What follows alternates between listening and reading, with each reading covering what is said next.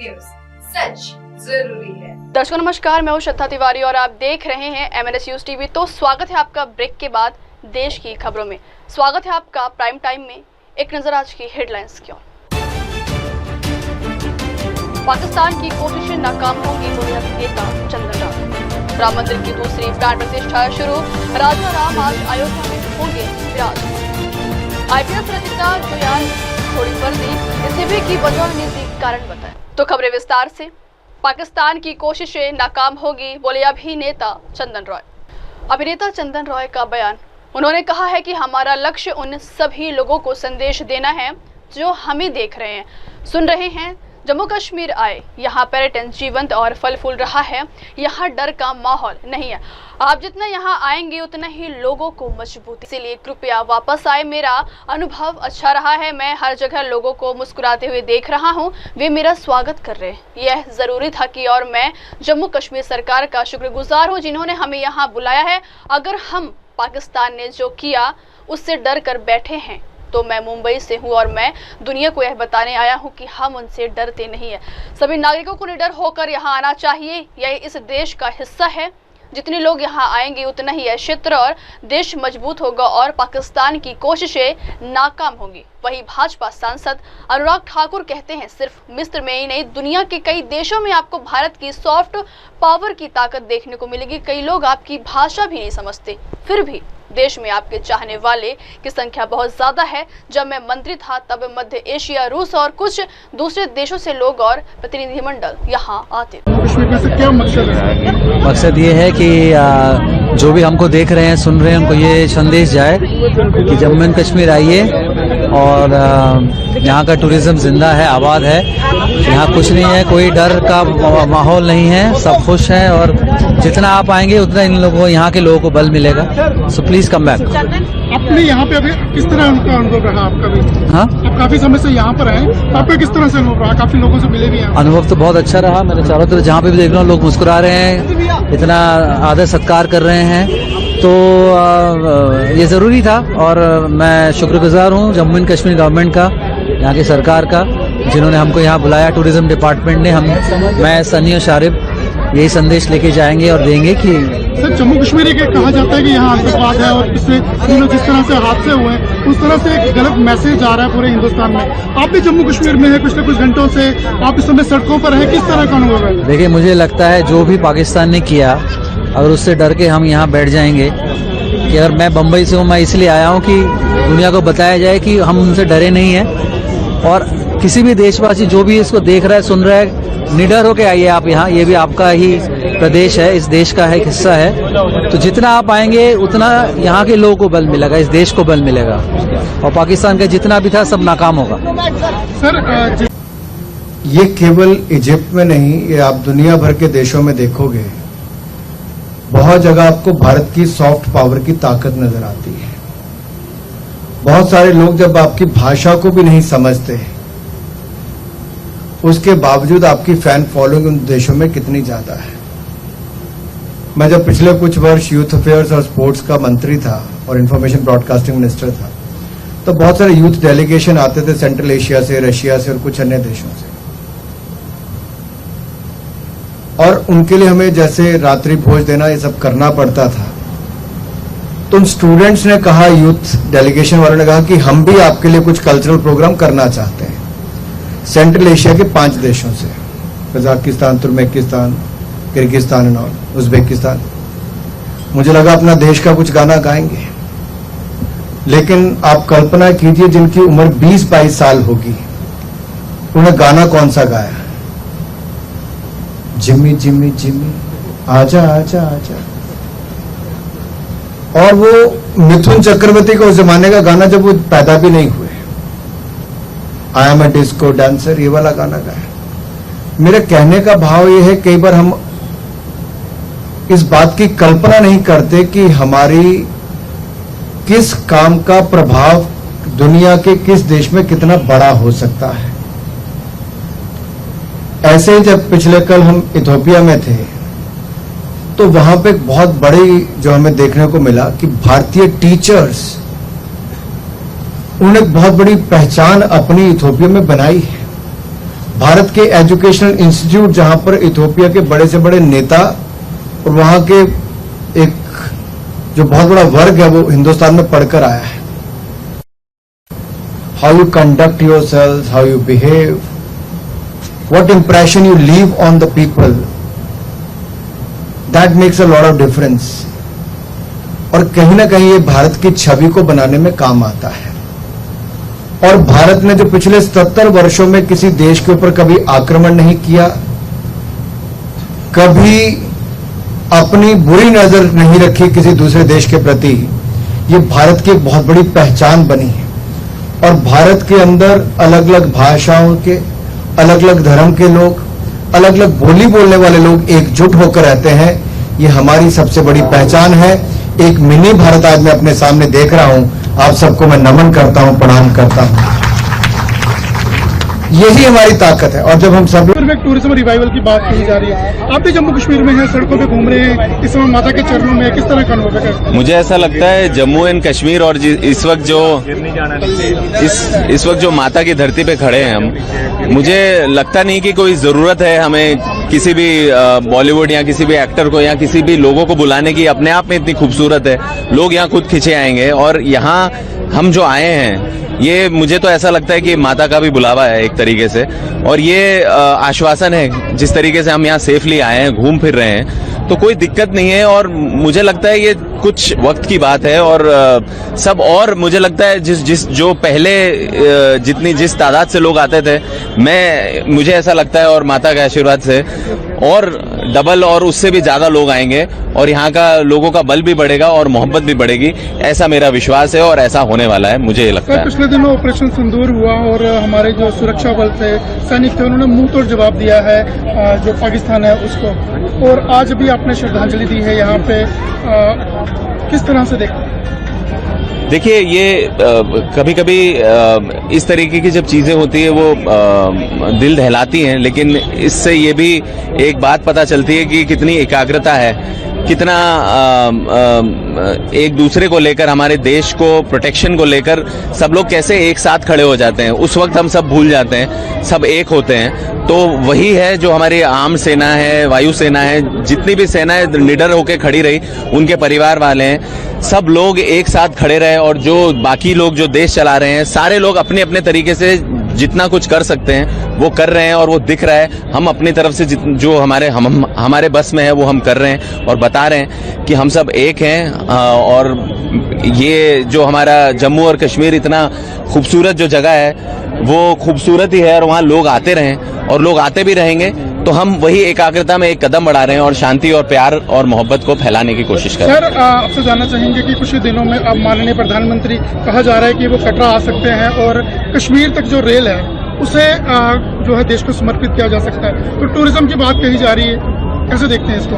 घाटी कश्मीर से जो है रेल से जुड़ने जा रही है। जी, ये बहुत खूबसूरत चीज है जो हो रही है और इस समय पे हो रही है। तो ये और एक पैगाम है, अगर हमारे प्रधानमंत्री आएंगे तो इससे बड़ी बात क्या है। तो हमारे देश के लिए, लोगों के लिए और बढ़ावा और बल मिलेगा और टूरिज्म जरूर बढ़ेगा यहाँ पे और लोग बहुत आएंगे। और मुझे तो ऐसा लगता है कि मुझे ऑलरेडी ये महसूस हो रहा है कि लोगों के अंदर है यहाँ पर आने का। और कुछ एक्टर्स, कुछ लोग अपने अपने तरीके से कश्मीर बहुत पहले आ चुके हैं और वो हम ऑलरेडी अपने तरीके से, जो कि हमारी सोशल मीडिया और बाकी चीजें हैं, उनसे ये चीज फैल रही है कि लोग आ रहे हैं और मोहब्बत और प्यार बना रहेगा।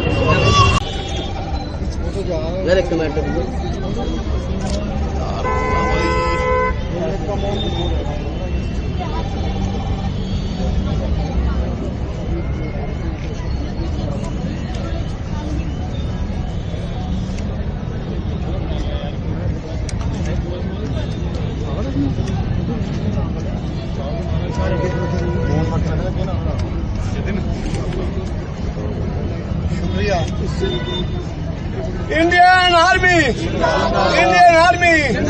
इंडियन वेल्थ फोर्स, 22 तारीख को शहीदों को, 22 तारीख को शहीदों को, 22 तारीख को शहीदों को Indian army Indian belt force. खास करके जितने हमारे पहलगाम में शहीद हुए, हमारे जितने बेल्ट फोर्स के लोग यहाँ शहीद हुए, जो हमारे पुंछ जोरी में कुछ एक लोग जो है शहीद हुए, उनके लिए खासतौर पर हम इनका शुक्रिया अदा करते हैं। डिपार्टमेंट ऑफ टूरिज्म का शुक्रिया अदा करते हैं, उन्होंने ये सारा सभी का। और अब मैं इसके बाद, हमने मौन तो रखा ही है, अब इसके बाद अगर आप इन मीडिया पर्सनालिटी से जो भी पूछना चाहते हैं तो आप पूछ भी सकते हैं, मगर यार थोड़ा दूर से रहेंगे। ठीक है, ऐसे ही स्कैंडल के साथ ही स्कैंडल क्या कहना चाहेंगे? पाकिस्तान ने हिमाकत की और उसके बाद भारत ने जो जवाब दिया, और हमारे नागरिक हो, टूरिस्ट हो, पीछे रखो, कितनी बड़ी कुर्बानी आज बॉलीवुड स्टार आप समझते हैं।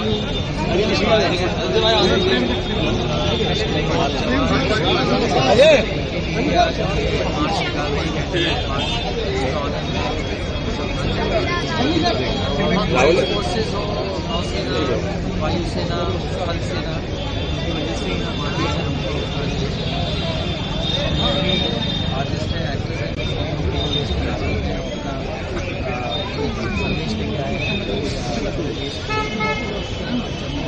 बढ़ती अगली खबर की ओर।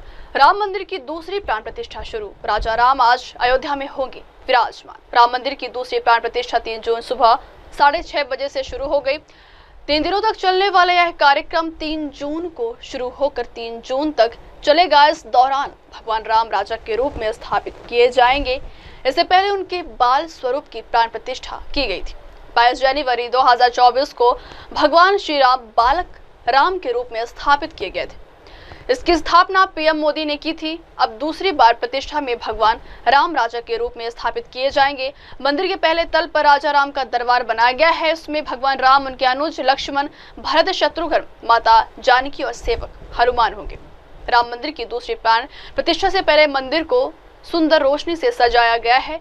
इस समारोह में राम मंदिर के पहले तल पर राम दरबार, परकोटा के छह मंदिर, शिवलिंग, गणपति, हनुमान, सूर्य, भगवती और अन्नपूर्णा, साथ में शेष अवतार मंदिर।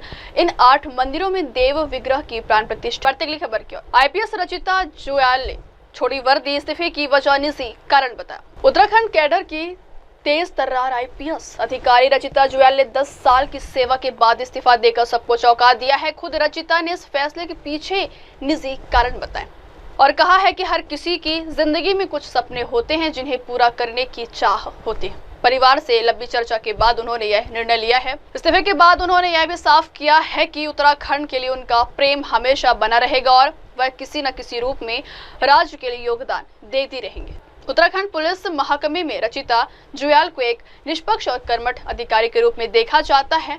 विजिलेंस एसपी रहते हुए उन्होंने भ्रष्टाचार के कई मामलों में कार्रवाई की है और एक दरोगा को रंगे हाथों पकड़वाया। वहीं रचिता जुयाल का व्यक्तिगत जीवन भी चर्चा में रहा है। उन्होंने 2 साल पहले यशस्वी जुयाल से शादी की थी, जो फिल्म निर्माता है और चर्चित कलाकार राघव जुयाल के भाई।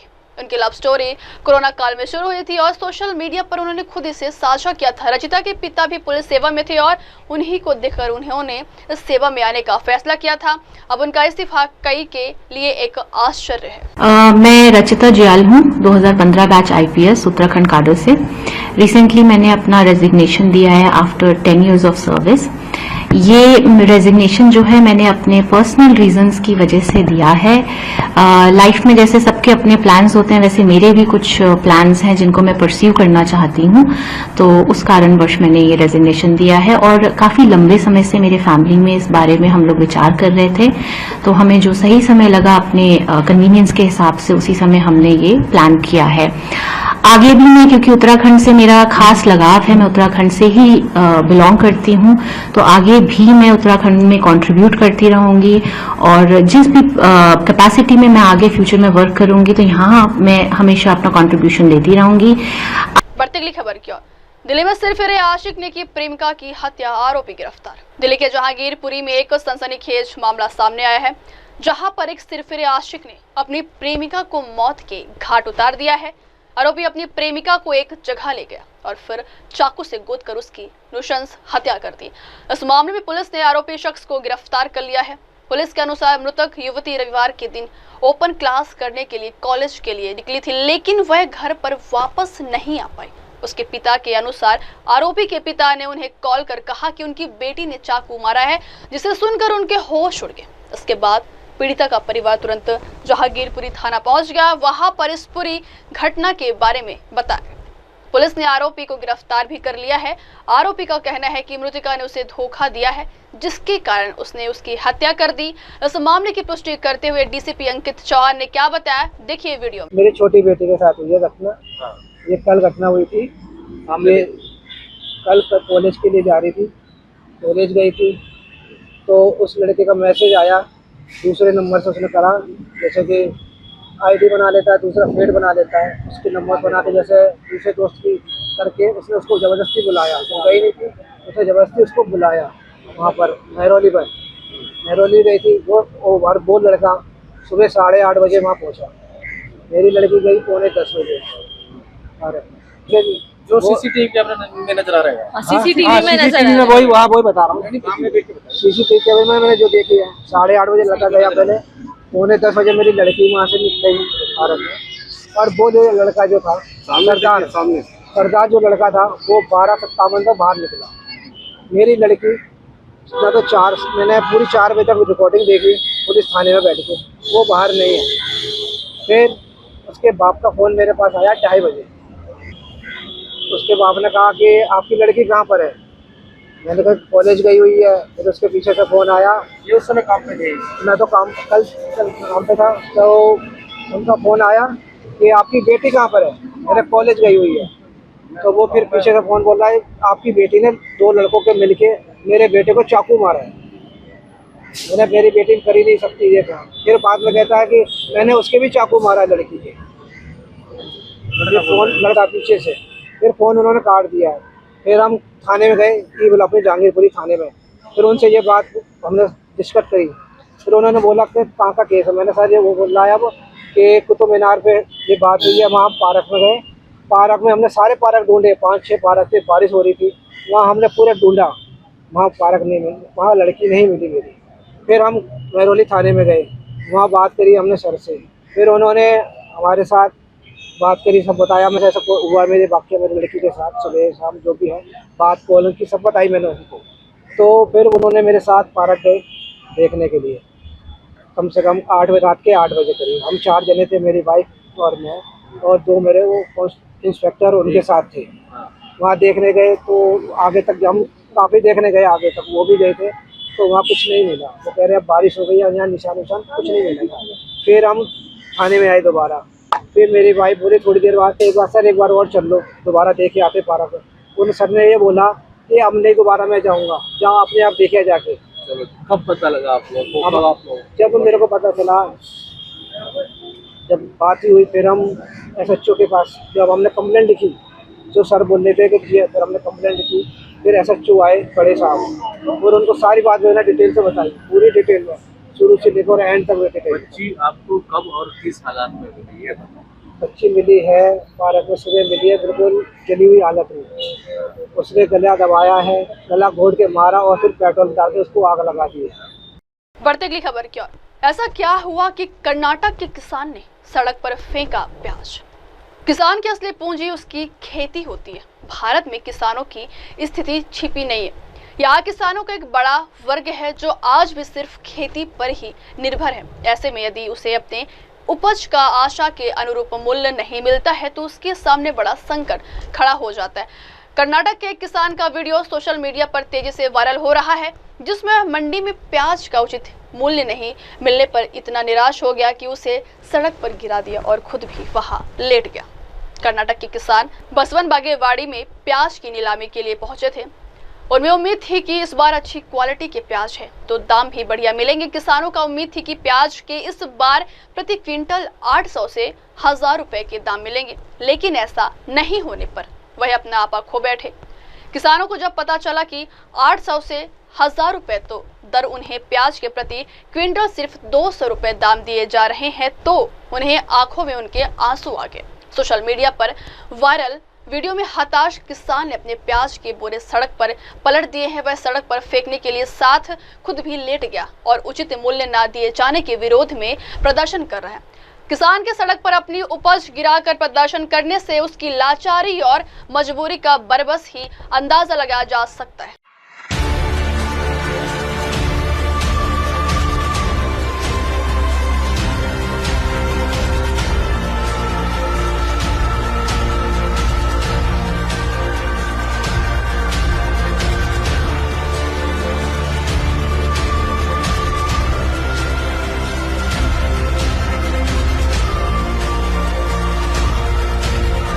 बढ़ते अगली खबर की ओर। क्रेडिट लिमिट बढ़ा देंगे और चुपचाप खाली कर दिए खाते। साइबर पुलिस ने 6.5 करोड़ की ठगी का किया है खुलासा। राजधानी दिल्ली में पुलिस को बड़ी कामयाबी हाथ लगी है। पुलिस ने एक ऐसे फर्जी कॉल सेंटर का भंडाफोड़ किया है जो भोले वाले लोगों को ठगने का काम करते थे, उनके मेहनत की कमाई को लूट लेते थे। पुलिस ने छापेमारी कर 5 महिला सहित 8 लोगों को गिरफ्तार किया है। पुलिस ने इसके कब्जे से 2 दर्जन मोबाइल फोन, लैपटॉप, टैबलेट और कुछ दस्तावेज भी बरामद किया। पुलिस ने बताया है कि दिल्ली की बाहरी जिला पुलिस ने लोगों को ठगने वाले एक फर्जी कॉल सेंटर छापेमारी कर 8 लोगों को अरेस्ट किया। दरअसल बाहरी जिले के एडिशन डीसीपी दीपक यादव ने जानकारी देते हुए बताया है कि साइबर पुलिस को 6.5 करोड़ की ऑनलाइन धोखाधड़ी के संबंध में एक शिकायत मिली। साइबर पुलिस ने शिकायत दर्ज की और शिकायत के आधार पर पुलिस ने तुरंत कार्रवाई करते हुए एसीपी नरेंद्र खन्नी के सुपरविजन में साइबर एसएचओ गजेश सिंह के नेतृत्व में एक विशेष टीम का गठन किया गया। पुलिस ने पकड़े गए आरोपियों के खिलाफ मामला दर्ज कर लिया है और आगे की विविध कार्रवाई शुरू कर दी। पुलिस अभी पता लगाने की कोशिश कर रही है कि ठगी करने वाले इन आरोपियों के तार कहां और किस किस से जुड़े। आउटर डिस्ट्रिक्ट के साइबर पुलिस स्टेशन ने अंडर एसीपी ऑपरेशंस एक ऑनलाइन चीटिंग की एफआईआर पे इन्वेस्टिगेशन करते हुए नोएडा से ऑपरेट कर रहे एक कॉल सेंटर का पर्दाफाश किया है। इनमें 2 जो इनके सरगना थे, किंगपिन थे, और एक एसोसिएट, और उनके साथ 3 फीमेल्स को भी गिरफ्तार किया है। इनसे हमने टोटल लगभग 24 मोबाइल फोन रिकवर किए हैं, एक लैपटॉप और एक टैबलेट जो कि ये क्राइम कमिट करने के लिए यूज करते थे वो रिकवर किया है, और कुछ इनके बैंक डॉक्यूमेंट, डायरीज, रजिस्टर जो मेंटेन करते थे वो रिकवर किए हैं। इसमें कैच ये था कि ये लोग विक्टिम्स को टारगेट करते थे, उन्हें ल्योर करते थे कि हम आपके बैंक की क्रेडिट कार्ड डिटेल्स बढ़वा देंगे, और फिर उनको एक एपीके फाइल भेज के उनसे फाइल डाउनलोड कराते थे, जिससे कि उनके जो भी क्रेडिट कार्ड का डेटा है वो बैकएंड पे सारा इनके हमारे एक्यूज के पास आ जाता था, जिसे फिर वो मिसयूज करके अपने एयरटेल पेटीएम वॉलेट में ट्रांसफर करते थे और उनसे फिर मोबाइल फोन खरीदने के लिए, ग्रोसरीज खरीदने के लिए उसको यूज करते थे। जी, अभी ये इन्वेस्टिगेशन में पूरी फिगर आना बाकी है।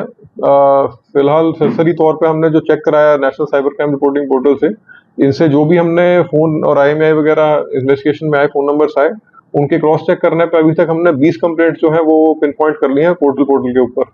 बाकी और इन्वेस्टिगेशन जारी है। इनके बैंक अकाउंट में जो ट्रांजैक्शन है, वॉलेट्स में जो ट्रांजैक्शन है, उससे और भी एक्यूज हम जो है आइडेंटिफाई कर पाएंगे। ये सब जो है मोस्टली पढ़े लिखे लोग हैं, ग्रेजुएशन और hotel management, post graduation diploma, इस टाइप की सबकी ठीक ठाक क्वालिफिकेशन है। कोई भी जो है अनपढ़ लाइफ के नहीं है वो लोग, और प्रीवियस इन्वॉल्वमेंट, कोई क्रिमिनल इन्वॉल्वमेंट की है नहीं अभी तक।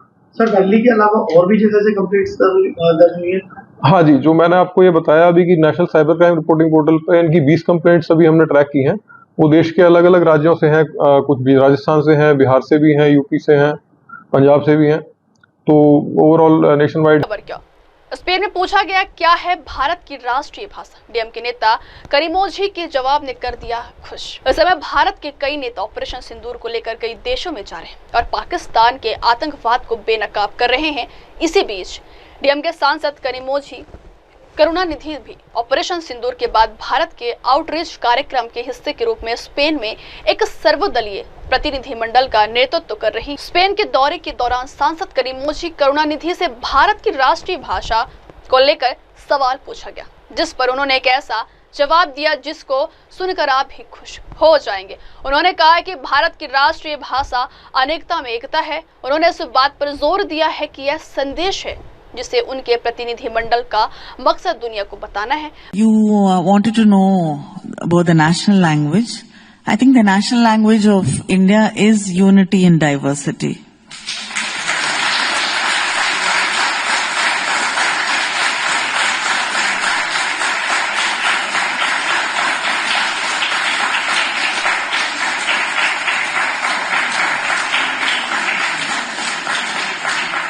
And that is the message this delegation brings to the world. And I think that is the most important thing today. And let us continue with that. बढ़ते अगली खबर की ओर। रबड़ की तरह यहाँ हिलते हैं पत्थर, डांसिंग स्टोन ऑफ हरियाणा को देख आप भी रह जाएंगे दंग। आपने पत्थर तो कई देखे होंगे, लेकिन ऐसे पत्थर शायद ही देखे होंगे जो रबड़ की तरह हिलते हैं। जी हाँ, हरियाणा के चरखी दादरी की कलियाना गांव में अरावली की पहाड़ियों में रबड़ की तरह हिलने वाले हिलना पत्थर पाए जाते हैं। रबड़ की तरह हिलते हैं पत्थर। चरखी दादरी जिले के गांव कलियाना में अरावली पहाड़ियों में रबड़ की तरह लचीला अनोखा पत्थर मिलता है, जिसे स्थानीय भाषा में हिलना पत्थर के नाम से जाना जाता है। रबड़ की तरह हिलने वाला हिलना पत्थर से ने चरखी दादरी जिले के छोटे से गांव कलियाना को देश विदेश में अलग पहचान दिलाई है।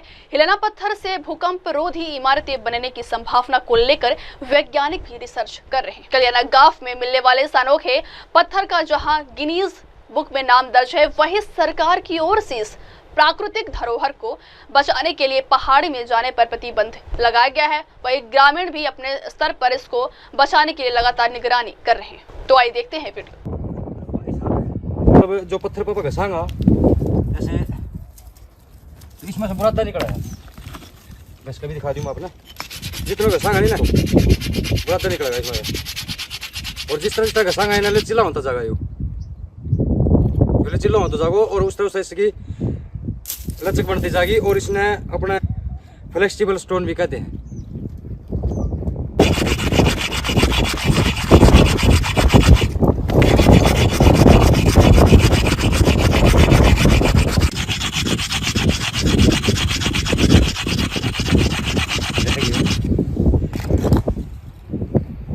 ये पत्थर है वो हिलना, इसको जितना घसेंगे उतना बारीक होता जाएगा यो, अरे उतनी इसमें लचक बढ़ती जाएगी। ये थोड़ा सा हल्का सा महसूस कम हुआ है, जिस तरह आप इन्हें हलावा है ना, थोड़ा सा लचीला कम है, लेकिन जिस तरह इन्हें घसांगा उस तरह से इसकी लचक है वो ज़्यादा बढ़ती जा।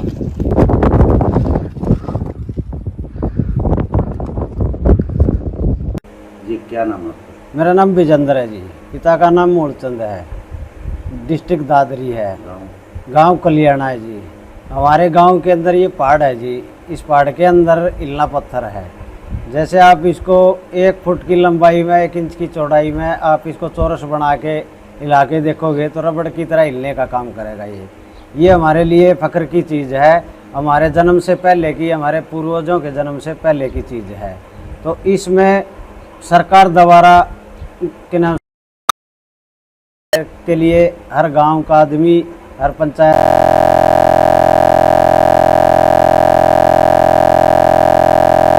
में, यही एक कलियाना गांव में है। तो इसको सरकार द्वारा अनुमति लेके ही देखने का काम किया जाए। और ये तो ऐसी चीज़ है, यहाँ से बाहर टूरिस्ट आने की संभावना है। पंचायत द्वारा अगर कोई भी बात ऐसी होगी तो कल यहाँ टूरिस्ट देखने के लिए आओगा इस चीज़ को। ऐसे कोई भी आदमी जाओगा उठा के ले आओगा तो ऐसी अनुमति नहीं है, इनको उठाने का काम नहीं कर सकता, ले जाने का काम नहीं कर सकता है। अब तो इस पर सरकार द्वारा, पंचायत द्वारा ऐसी कोई समिति बनाई जाएगी कि जिसमें कि उस समिति से ही बात करके पत्थर के नज़दीक देखने का काम कर सकता है। जी मेरा नाम नरेंद्र है, गांव कलियाना, तहसील जिला चरखी दादरी। हमारे गांव कलियाना में हिलना पत्थर पाया जाता है और एक प्राकृतिक देन है। विश्व में ये दूसरे नंबर पे जो पत्थर पाया जाता है और सरकार व प्रशासन ने इसके ऊपर रोक भी लगा दी है। नीचे बोर्ड लगे हुए हैं, यहाँ पर कोई आ जा भी नहीं सकता। और इस पत्थर की खासियत है कि इस पत्थर को जितना घसेंगे उतना ये लचीला होता जाएगा और पत्थरों के मुकाबले ये पत्थर हल्का भी है। प्रशासन, ग्राम पंचायत, ये जो पहाड़ी है हिलने पत्थर की फ्लेक्सिबल स्टोन, इसको एक प्राकृतिक धरोहर का रूप देने की भी तैयारी की जा रही है, ताकि यहाँ पर देश विदेश से पर्यटक आए और यहाँ पर जो ग्रामीण हैं उनको भी इनकम का सोर्स हो और एक गांव का नाम भी देश दर्शा में आए। तो और दूसरी बात, हमारे लिए सबसे बड़ी फ़ख्र की बात यह है कि हमारे गांव का नाम गिनीज बुक में नाम दर्ज है। और जनरल नॉलेज में भी ये क्वेश्चन आता है कि हिलना पत्थर कहाँ पाया जाता है, तो चरखी दादरी जिले के गांव में ये हिलना पत्थर पाया जाता है। बिल्कुल हमारे जो ग्रामीण हैं, हमारा जो ग्रामवासी हैं, उनको ये बिल्कुल फ़ख्र है कि हमारे गांव में हिलने वाली पत्थर की पहाड़ी है, जिसके नाम से ये गांव मशहूर है। और सरकार शासन ने तो इसके ऊपर रोक लगाई रखी है। इसके अलावा जो हमारे ग्रामीण हैं, गांव के लोग हैं, ग्राम पंचायत है, वो इस पत्थर की रक्षा करने के लिए पूरी अपनी जिम्मेवारी निभा रही है, ताकि इस पत्थर की जो चोरी है उसको बचाया जा सके और ये जो धरोहर है वो हमारी कायम रख सकते हैं। अगली खबर क्या, भ्रष्टाचार के खिलाफ धामी सरकार का बड़ा एक्शन। हरिद्वार जमीन घोटाले में 2 AIS समेत 12 अफसर। उत्तराखंड में पहली बार ऐसा हुआ है कि सत्ता में बैठी सरकार ने अपने ही सिस्टम में बैठे शीर्ष अधिकारियों पर सीधा और कड़ा प्रहार किया है। हरिद्वार जमीन घोटाले में मुख्यमंत्री पुष्कर सिंह धामी की ओर से लिए गए निर्णय केवल एक घोटाले के पर्दाफाश की कार्रवाई नहीं, बल्कि उत्तराखंड की प्रशासनिक और राजनीतिक संस्कृति में एक निर्णायक बदलाव का संकेत है। हरिद्वार नगर निगम की ओर से कूड़े के ढेर के पास स्थित अनुपयुक्त और सस्ती कृषि भूमि को 54 करोड़ रुपए में खरीदने के मामले ने राज्य भर में हलचल मचा दी थी। ना तो भूमि की वास्तविक आवश्यकता थी, ना ही पारदर्शी बोली प्रक्रिया अपनाई गई। शासन के स्पष्ट नियमों को दरकिनार कर ऐसा सौदा किया गया जो हर स्तर पर संदेहास्पद था। लेकिन इस बार मामला रफा दफा नहीं हुआ। सीएम पुष्कर सिंह धामी ने इस पूरे प्रकरण की निष्पक्ष जांच कराई और रिपोर्ट मिलते ही 3 बड़े अफसरों के खिलाफ बड़ी कार्रवाई की। जिन अधिकारियों पर कार्रवाई की गई उनमें हरिद्वार के डीएम कमेंद्र सिंह का भी नाम शामिल है। उनकी भूमि क्रय की अनुमति देने और प्रशासनिक स्वीकृति देने में भूमिका संदेहास्पद पाई गई। हरिद्वार के पूर्व नगर आयुक्त वरुण चौधरी ने बिना उचित प्रक्रिया के भूमि क्रय प्रस्ताव पारित किया और वित्तीय अनियमितताओं के प्रमुख भूमिका निभाई। एसडीएम अजय वीर सिंह की ओर से जमीन के निरीक्षण और सत्यापन की प्रक्रिया में घोर लापरवाही बरती गई, जिससे गलत रिपोर्ट शासन तक पहुंची। इन तीनों अधिकारियों को वर्तमान पद से हटाया गया है और शासन स्तर पर आगे की विभागीय और दंडात्मक कार्रवाई प्रारंभ कर दी गई। बढ़ती अगली खबर क्या, आतंकवाद से निपटने वैश्विक दक्षिण के हितों और आवाजों को बढ़ावा देने में पराग्वे के समर्थन के लिए भारी। राष्ट्रपति द्रौपदी मुर्मू ने आतंकवाद से निपटने और वैश्विक दक्षिण के हितों और आवाजों को बढ़ावा देने के भारत के प्रयासों के लिए पराग्वे के निरंतर समर्थन के लिए आभार व्यक्त किया है। उन्होंने पहलगाम, जम्मू और कश्मीर में आतंकवादी हमले की कड़ी निंदा करने के लिए पराग्वे सरकार को धन्यवाद दिया। राष्ट्रपति मुर्मू ने राष्ट्रपति भवन में पराग्वे के समकक्ष सैंटियागो पेना पलासियोस का स्वागत किया और सोमवार को उनके सम्मान में एक भोज का आयोजन भी किया। उपराष्ट्रपति जगदीप धनखड़, उनकी पत्नी सुदेश धनखड़ और अन्य गणमान्य व्यक्ति भोज में अपने संबोधन में राष्ट्रपति मुर्मू ने कहा है कि मैं पहलगाम में हुए जघन्य आतंकवादी हमले की आपकी सरकार द्वारा की गई कड़ी निंदा और भारत के लोगों तथा अपने प्रियजनों को खोने वाले लोगों के प्रति अपनी गहरी संवेदना और एकजुटता व्यक्त करने के लिए आपको धन्यवाद देना चाहती हूं। उन्होंने कहा इस प्रयास में पैराग्वे कई बहुपक्षीय अंतर्राष्ट्रीय मंचों पर भारत लगातार समर्थक और सहयोगी रहा है।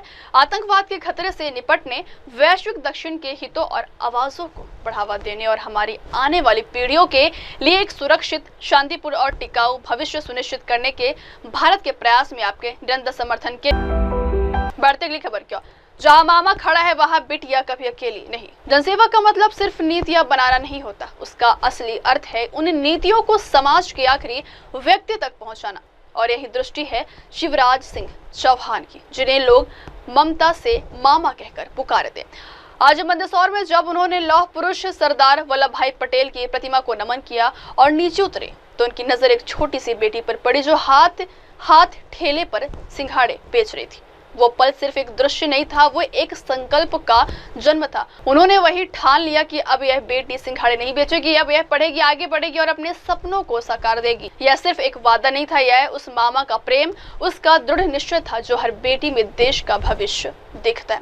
वह भविष्य जो आत्मनिर्भर है, शिक्षित है, सम्मानित है, संकल्प है। मामा का हर बेटी पढ़ेगी, आगे बढ़ेगी, क्योंकि जब बेटियां आगे बढ़ती है तो समाज नहीं, पूरी सभ्यता आगे। अब वक्त हो चला दर्शकों ब्रेक का। ब्रेक के बाद की खबरें मेरे सहयोगी शिवा के साथ। तब तक के लिए देखते रहिए देश और दुनिया की तमाम बड़ी खबरें। धन्यवाद। हाय हेलो नमस्कार, मैं हूं पंकज विष्णु और आप देख रहे हैं MNS न्यूज। आप देख रहे हैं MNS न्यूज, सच जरूर।